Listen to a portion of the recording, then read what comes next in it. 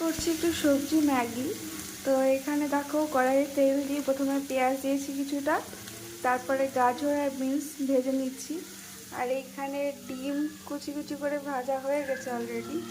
আর এইখানে ম্যাগি সেদ্ধ করা আছে। এবার আমরা এই ম্যাগিটা এইভাবেই রান্না করব।